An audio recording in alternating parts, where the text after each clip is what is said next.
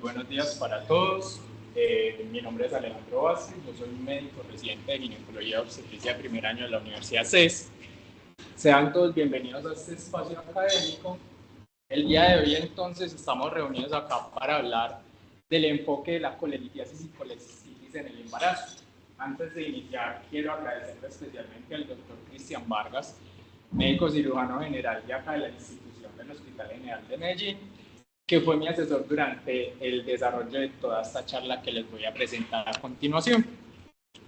Aquí les tengo entonces una tabla de contenido de lo que vamos a ir abordando a través de toda la charla. Iniciaré dando unos pequeños datos alrededor de la fisiopatología, ¿sí? Y los cambios fisiológicos específicamente que se van a presentar durante la gestación y que van a impactar en el desarrollo de esta enfermedad. Posteriormente hablaré de epidemiología, factores de riesgos asociados a la patología. Luego vamos a ahondar un poco en las manifestaciones clínicas y el diagnóstico tanto de la colelitiasis como de la colecistitis. Luego hablaremos del tratamiento y qué nos dice la evidencia con respecto a qué alternativas tenemos. Y por último, unas conclusiones que nos vamos a llevar para nuestros sitios de rotación y de trabajo. Para empezar, entonces, quiero que nos planteemos esta pregunta. ¿Qué pasa en el hígado de la gestante? ¿Será entonces que la gestante tiene una mayor predisposición de generar patologías en la vesícula biliar? Y la respuesta es que sí, y esto lo podemos explicar por los cambios fisiológicos que se presentan en el embarazo. Vamos a ver que durante la gestación va a haber un aumento en la secreción de colesterol y lípidos séricos. Este efecto va a estar dado mayormente por los estrógenos.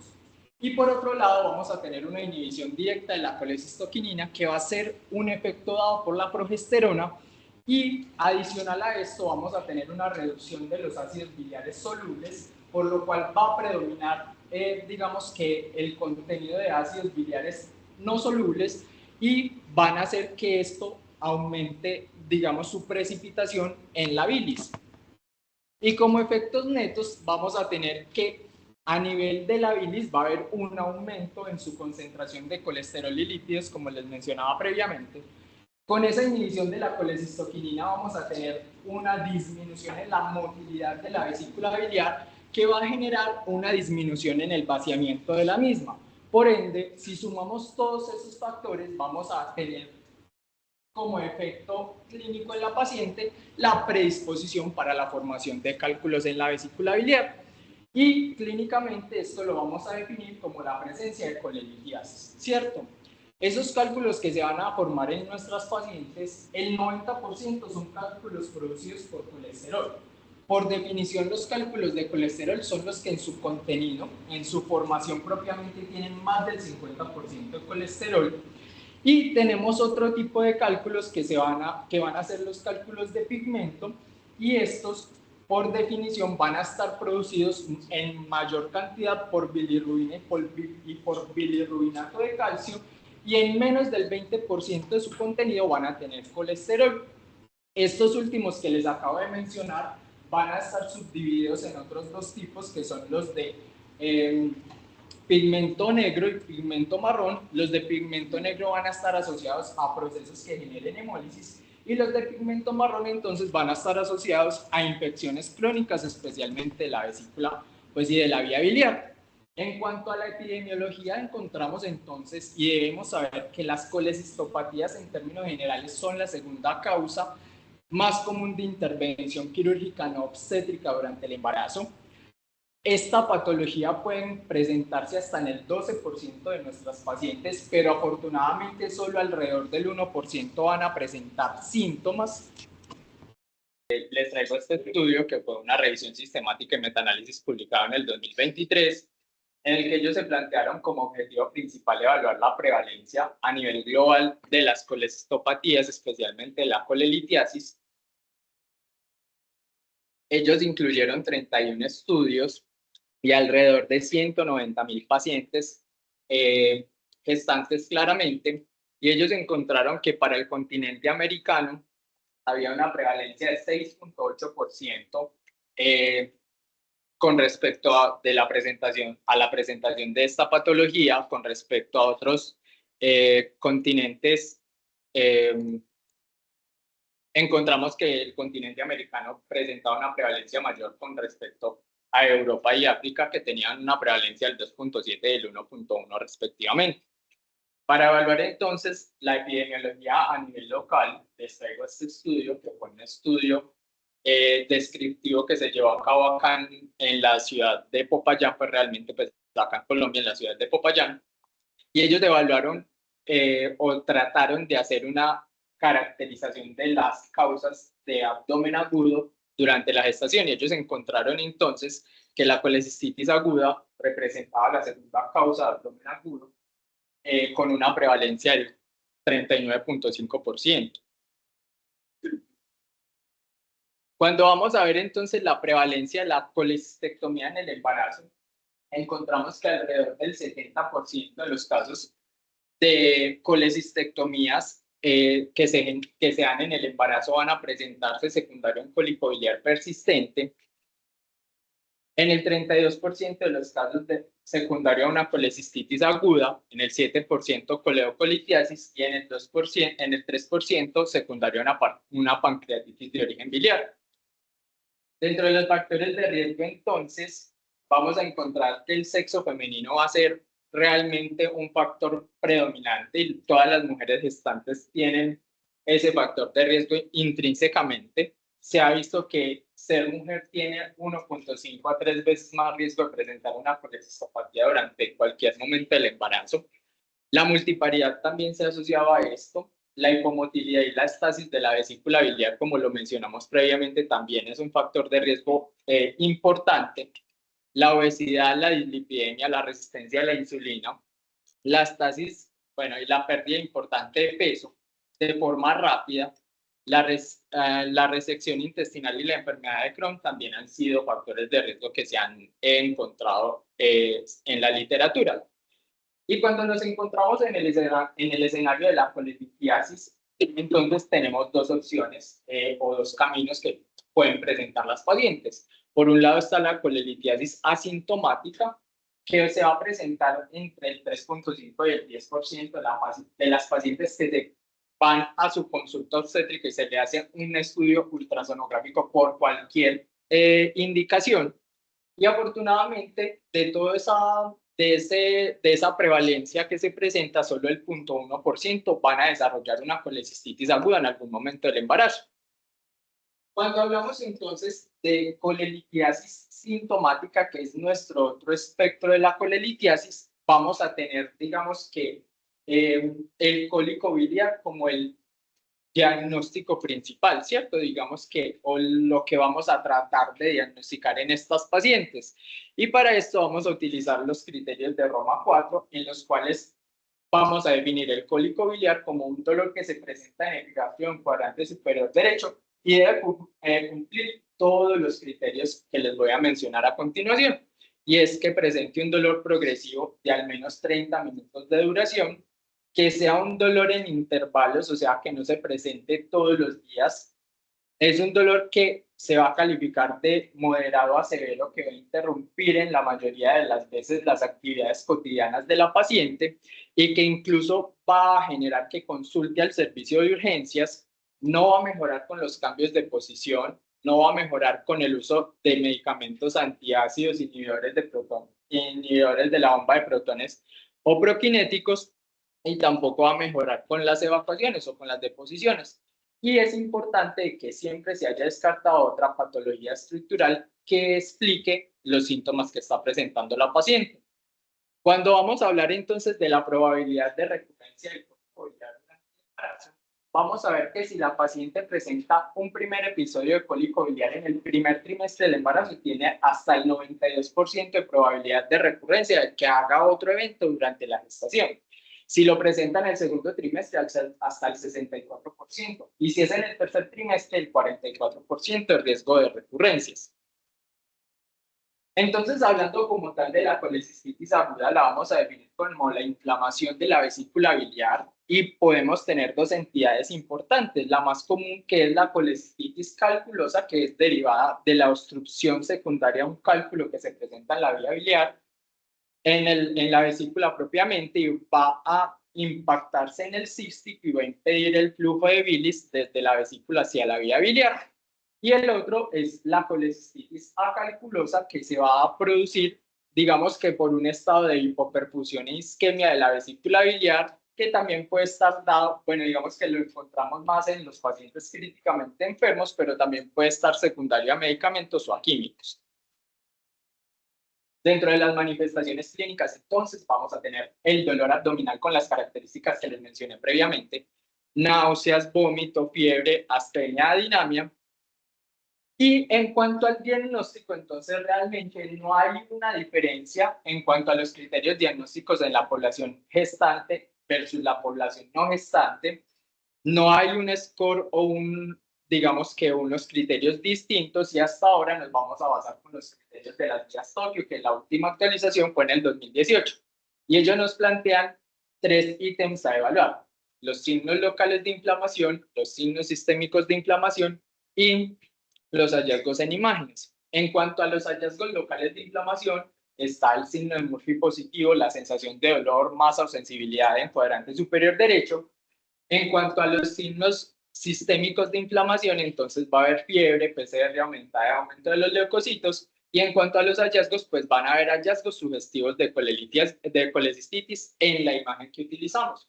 En la mayoría de las imágenes específicamente, pues digamos, vamos a ver más adelante que la que más vamos a utilizar es la ecografía, podemos encontrar hallazgos como característicos de colecistitis, como el engrosamiento de la pared de la vesícula más de 4 milímetros, un agrandamiento de la vesícula en su eje longitudinal más de 8 centímetros y en su eje corto más de 4 centímetros, presencia de cálculos y barro biliar y la presencia de líquido pericolecístico. Dentro de los criterios de gravedad, entonces, las guías Tokio también nos hablan de una clasificación, un estadiaje de estos pacientes. Los criterios lo vamos a dividir en leve, moderado y severo. Leve es la paciente que no cumple ninguno de los criterios que les voy a mencionar a continuación.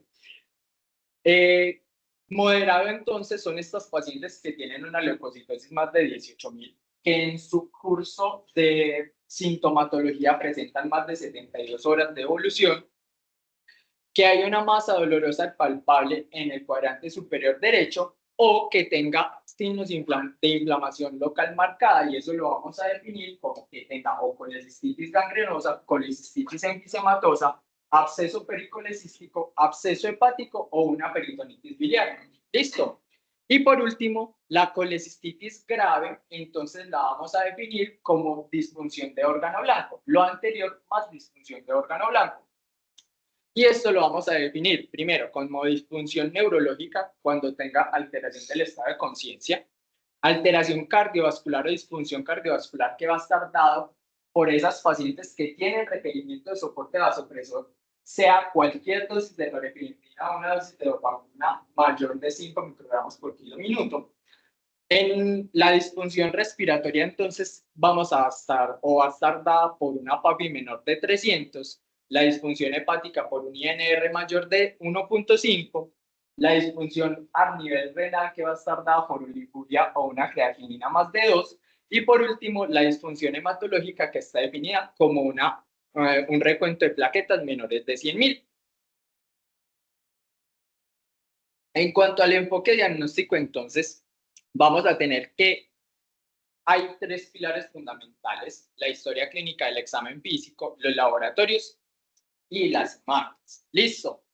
En cuanto al examen físico, unas precisiones importantes que nosotros ya las sabemos, pero que van a ser relevantes al momento de evaluar a estas pacientes, y es que primero, en el primer trimestre del embarazo realmente no hay una diferencia con respecto a la evaluación de la paciente no gestante. Todavía el embarazo no ha tenido un efecto, digamos, una repercusión importante en esa anatomía y fisiología de la materna. A partir de las 12 semanas, entonces vamos a ver que el útero ya es un órgano intraabdominal. A las 20 semanas vamos a estar a nivel umbilical y a las 36 semanas vamos a alcanzar o a estar muy cercanos alrededor de costal. ¿Por qué es importante estas precisiones? Porque cuando vamos a decidir operar a una paciente o llevarla a un procedimiento quirúrgico, pues vamos a tener estas consideraciones para modificar nuestro abordaje.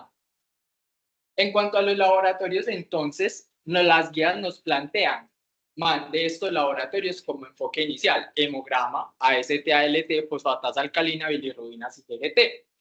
Pero entonces nosotros tenemos que pensar, ¿estamos viendo a una paciente normalita o estamos viendo a una paciente gestante? Entonces debemos evaluarlo claramente a la luz de qué pasa en el embarazo. Entonces, ¿qué dice digamos que la literatura?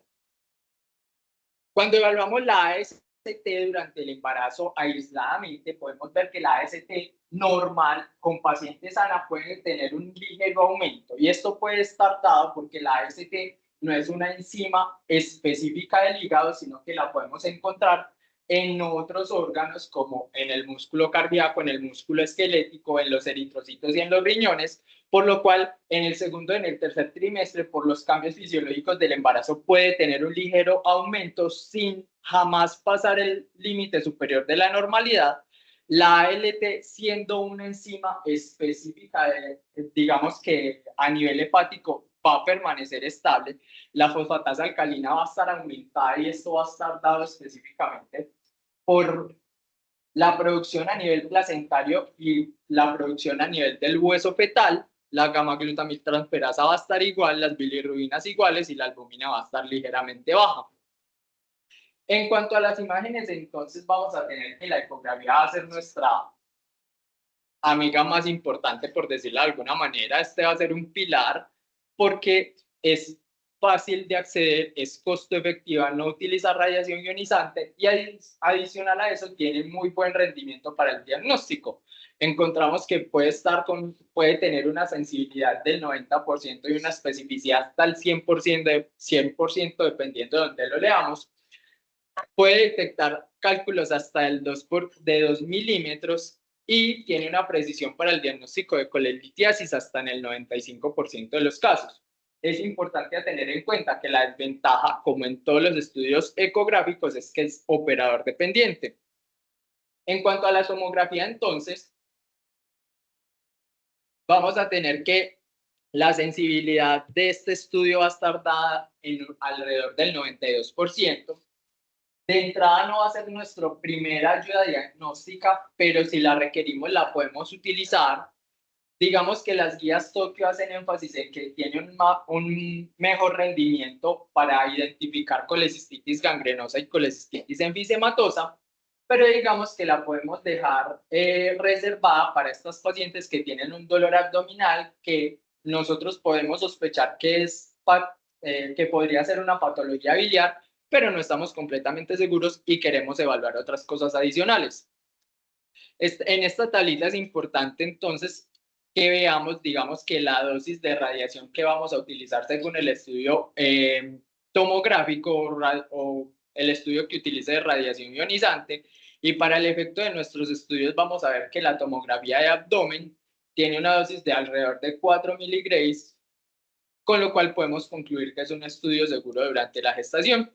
En cuanto a la resonancia, entonces vemos que también tiene un buen rendimiento con una buena sensibilidad y especificidad. No utiliza radiación ionizante, pero por el contrario a la ecografía, pues no está tan fácilmente asequible para todas las pacientes, no es costo efectivo y digamos que la literatura nos da como una desventaja teórica y es que el ruido excesivo del resonador va a aumentar los movimientos fetales, lo cual digamos que tendría un impacto en digamos que en esa interpretación de los hallazgos por el radiólogo.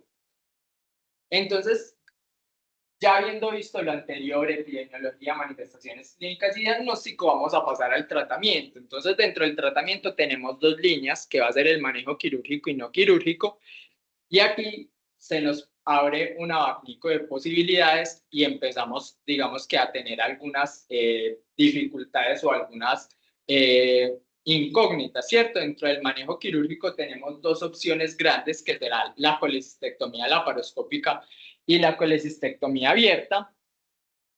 Y apenas nosotros mencionamos manejo quirúrgico, entonces se nos viene a la mente, pues, ¿qué pasa entonces con el bebé y qué pasa con la mamá? ¿A qué riesgo los estoy, digamos, sometiendo si los voy a llevar a un procedimiento quirúrgico?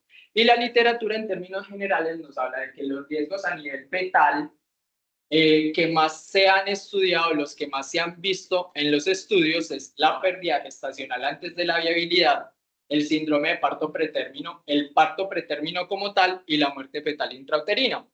Cuando vamos a mirar específicamente los riesgos relacionados a la intervención quirúrgica, específicamente hablando de la intervención por vía laparoscópica, encontramos que los riesgos que más se han encontrado son la lesión uterina secundaria al paso de los puertos de los trócares propiamente dichos y el posible efecto de hipóxico secundario al aumento de la presión intraabdominal que se va a dar por el paso del neumoperitoneo para poder realizar la cirugía vía laparoscópica.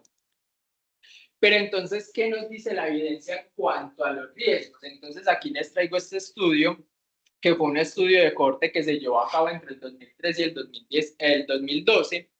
Ellos incluyeron 19.926 mujeres embarazadas que se sometieron o a apendicectomía o a colecistectomía, y ellos plantearon el siguiente objetivo, y era identificar los factores de riesgo para resultados obstétricos adversos después de la apendicectomía y la colecistectomía durante el embarazo y tratar de estratificar ese riesgo. ¿Y qué fue lo que encontraron? Ellos analizaron 7 desenlaces importantes y lo dividieron según el trimestre. En el primer y segundo trimestre ellos lo que evaluaron fue la pérdida gestacional, pues el aborto. Y en el tercer trimestre ellos evaluaron el parto pretérmino, el síndrome de parto pretérmino, la ruptura prematura de membrana, la muerte fetal intrauterina, la erupción de placenta y la infección intramniótica. ¿Y ellos qué encontraron? Que el desenlace que se presentó con mayor frecuencia fue el parto pretérmino en el 35.4% de las pacientes.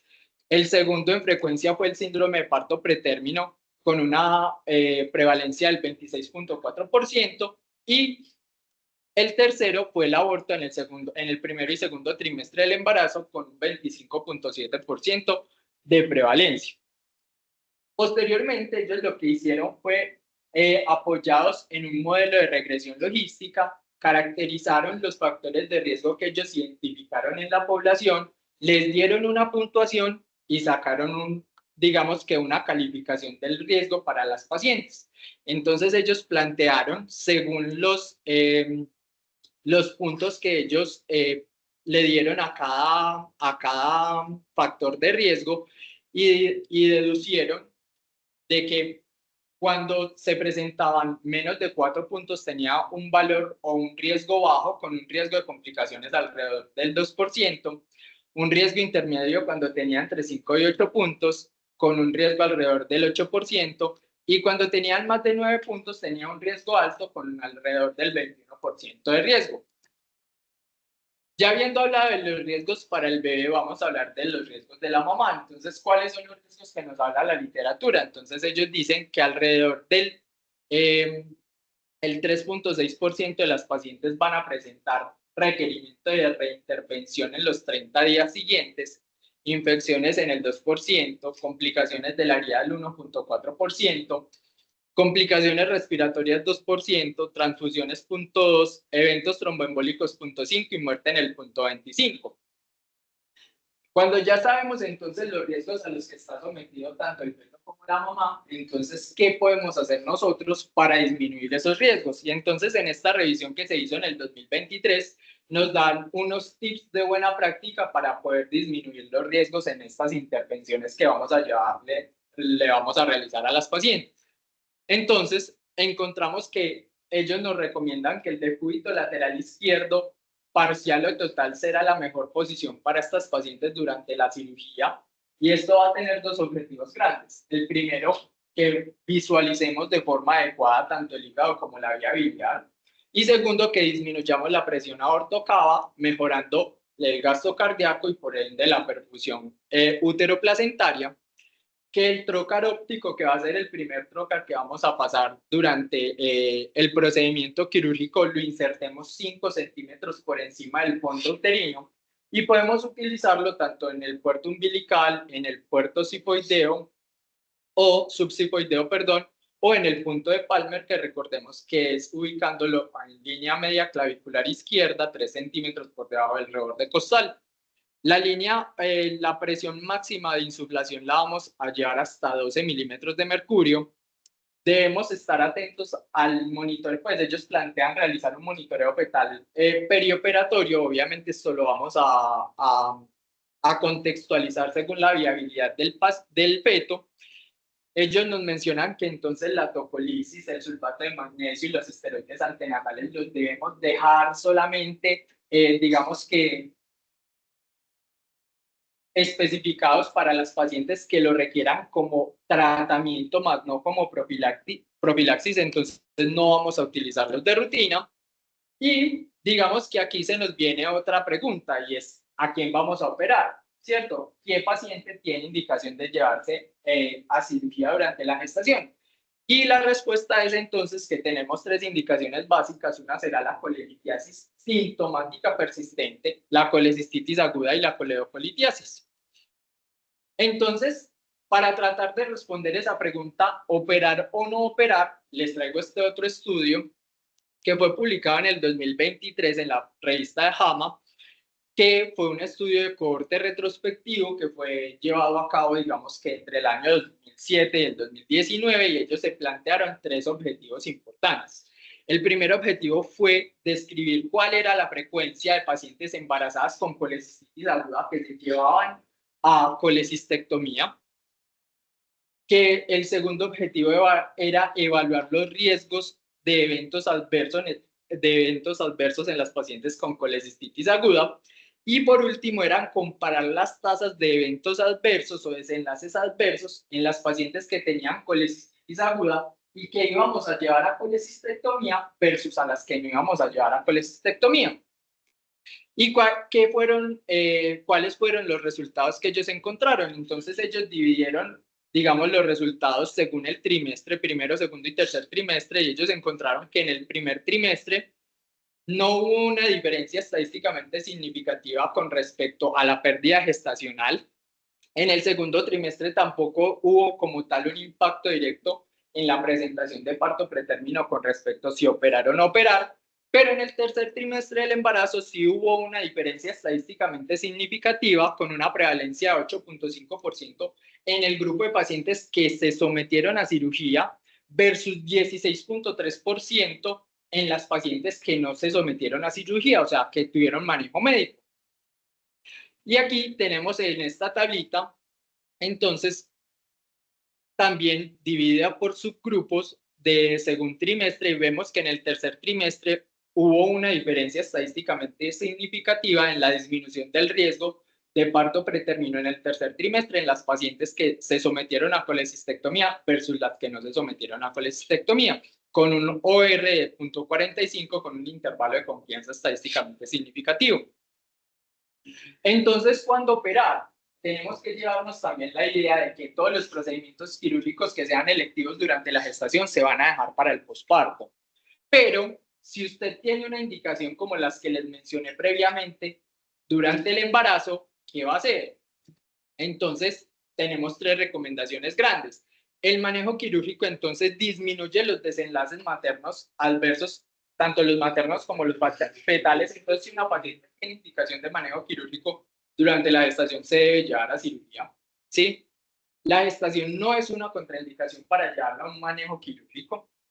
Y por último, el segundo trimestre parece ser el trimestre en el que se genera menor morbilidad tanto para la mamá como para el feto. Entonces sería nuestro trimestre ideal. Aquí entonces les traigo otro estudio, para tratar de entender qué hacer o cómo se comporta esta condición en el tercer trimestre del embarazo. ¿Qué vamos a hacer cuando las pacientes ya tienen un útero significativamente aumentado de tamaño que nos vaya a alterar la anatomía y hacer técnicamente más difícil la cirugía? Entonces, en este estudio, ellos plantearon las estrategias de manejo de las pacientes con colecistitis aguda en el tercer trimestre, en un embarazo, digamos que sí, después de las 28 semanas. Esto fue un estudio multicéntrico retrospectivo y ellos lo que intentaron hacer fue evaluar o investigar estas intervenciones o estas estrategias dividiendo las pacientes en tres grupos. Entonces, el primer grupo fue estas pacientes que llevaron a colecistectomía en la primera hospitalización. El segundo grupo fue las pacientes que les hicieron un drenaje transhepático percutáneo, o sea, lo que nosotros conocemos como colecistostomía. Y en el tercer grupo fue las pacientes que deciden, a las que no se les hizo manejo quirúrgico, o sea, solamente manejo conservador. Dentro de la caracterización de la población, entonces encontrábamos que el promedio de edad la media de edad fue 29 años, el promedio de edad gestacional fueron las 35 semanas, y en cuanto a la readmisión, encontramos que en el grupo de manejo conservador, o sea, no quirúrgico, hubo una tasa de reingresos del 58% comparada con el 9% y el 24% en los dos grupos de comparación adicionales. Y en cuanto a las tasas de parto pretérmino, encontramos que en el grupo de manejo conservador también hubo una prevalencia mayor, con el 12.9% comparada con el 9% y el 3.4% en los otros dos grupos de población. Por este lado, entonces, tenemos otro estudio en los que ellos evaluaron las tendencias quirúrgicas en el manejo de la colecistitis aguda durante el embarazo. Fue un estudio observacional retrospectivo que se llevó a cabo entre el 2004 y el 2015. Ellos incluyeron 23.939 pacientes que presentaban colecistitis aguda y también los dividieron en tres grupos. Un primer grupo que tenía manejo conservador, que correspondía al 36.3% de las pacientes. Un segundo grupo en el que se le realizó colecistectomía laparoscópica, que fue del 59.6%. Y por último, colecistectomía abierta, que fue el 4.2% de las pacientes.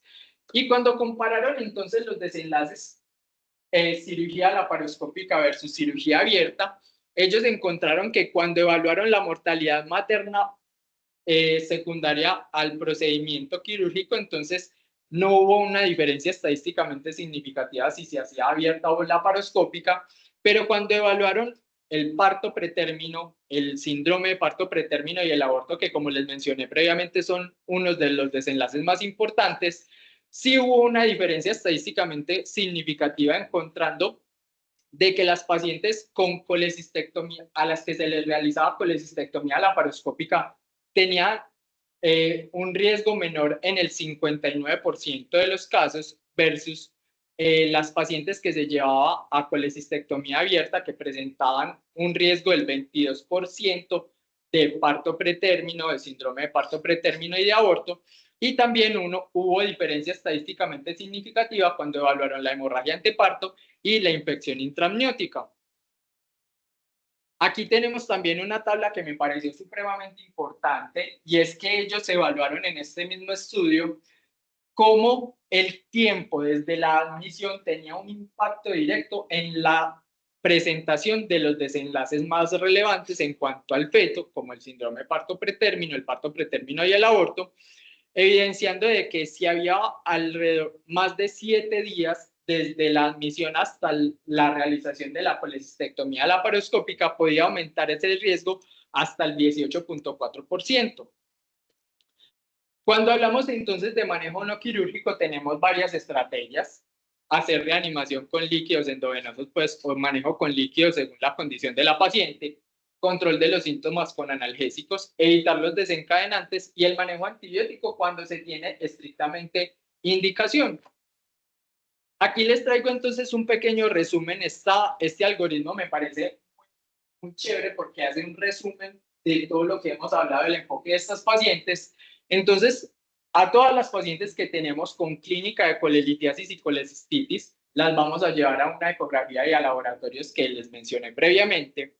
Estamos en la obligación de realizar a todas las pacientes una evaluación clínica y descartar patologías propiamente del embarazo que también pueden simular, digamos que síntomas muy similares, como los trastornos hipertensivos del embarazo, el hígado graso del embarazo y la colestasis intrahepática gestacional.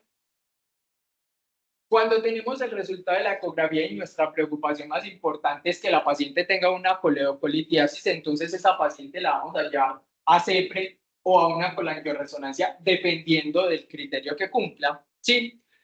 Si nosotros nos encontramos que la ecografía nos reporta una colelitiasis, entonces, como les mencioné previamente, tenemos dos opciones: que tengamos una paciente asintomática. Si esa paciente está asintomática, no requiere absolutamente nada, ni seguimiento, ni nada durante su gestación. ¿Sí?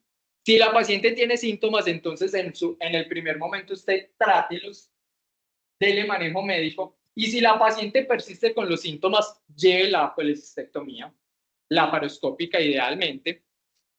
Y por último, si encontramos que la paciente tiene una complicación como tal de esa colelitiasis, como podría ser colecistitis, colangitis o pancreatitis, pues debe ser llevada también a colecistectomía. Listo, entonces esto es como lo que resume este algoritmo.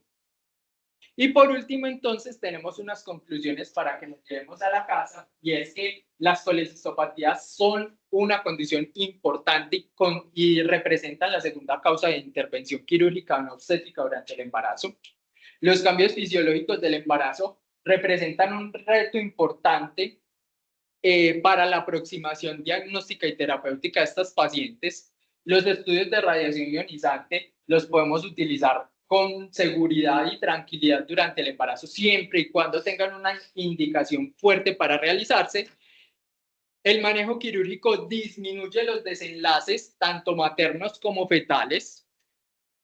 Se preferirá siempre la vía laparoscópica por encima de la vía abierta o percutánea, y el retraso en la realización de la colecistectomía va a generar mayores desenlaces negativos maternos y fetales. Muchas gracias.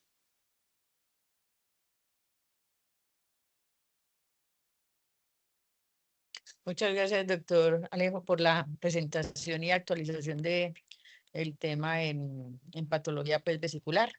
Démosle la palabra en este momento pues al doctor Cristian, que nos acompaña. Alejo, muy bien. Habíamos tenido la oportunidad de disfrutar esta charla en el servicio de cirugía. Creo que es muy completa. Creo que las conclusiones son como más bien cortas y claras, ¿sí? El enfoque es muy similar al paciente no gestante.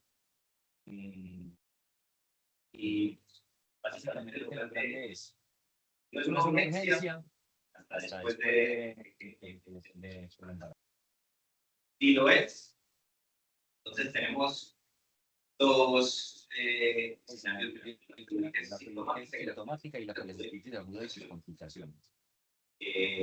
Hacer algo de énfasis en la colelitiasis sintomática, en la palabra sintomática.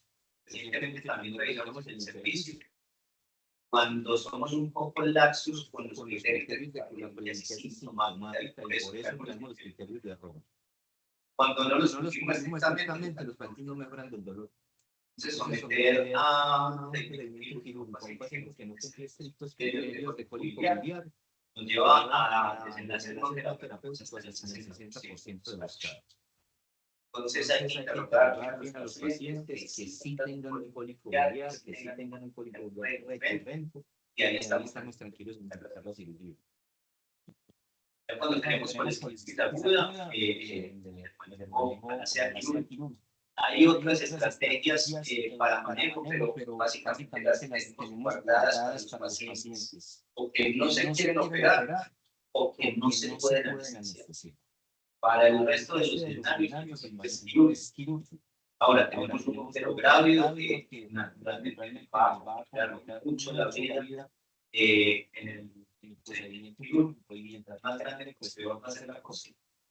Pero eso no significa que no se puedan operar los pacientes.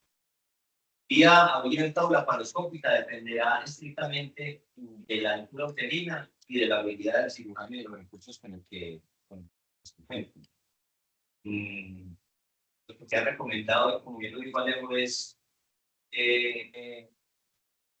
insertar ese puerto óptico lejitos del fondo uterino. Básicamente esa es la vía más importante que hay que tener el puerto inicial. Cuando hay embarazos más grandes, se recomienda ingreso abierto subcostal, y ya dependiendo del espacio con el que contemos, pues el resto de los puertos. Afortunadamente, la posición estándar para la colestectomía laparoscópica favorece la definición de la compresión adoptada, es en Fowler y en el punto lateral izquierdo.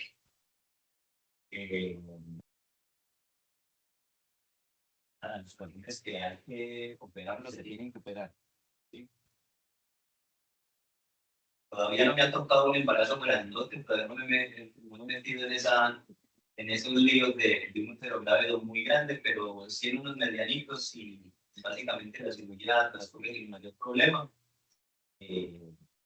Ojalá que sea laparoscópica, cirugía abierta, se manipula mucho más, nos estorba mucho más el hemocolismo, sin duda nos ayuda.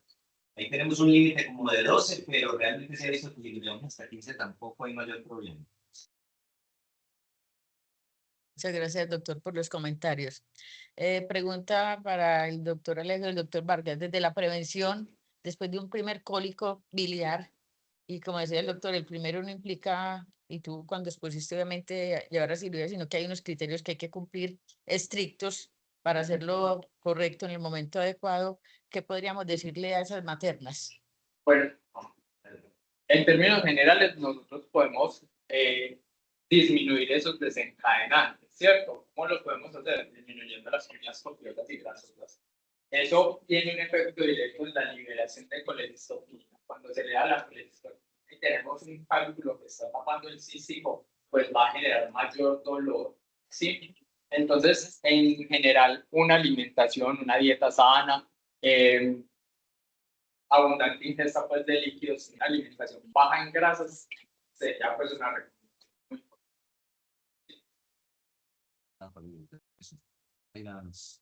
Doctora.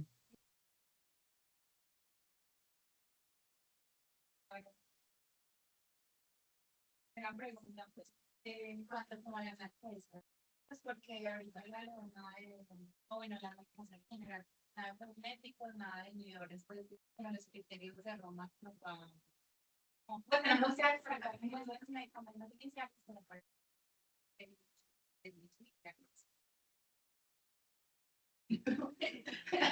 entonces, y por ejemplo, las pacientes que son mayores de 32 semanas, que no le podemos dar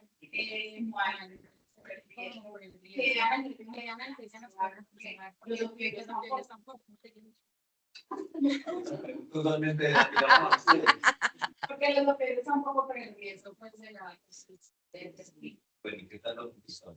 Hay más preguntas. ¿Qué recomendación? Claro, muy limitada porque también sería bien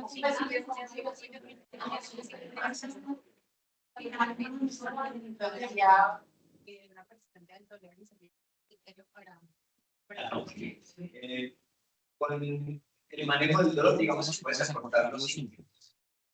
No significa eso que si no le pongo alguna cosa, el cólico va a persistir, una colestitis aguda,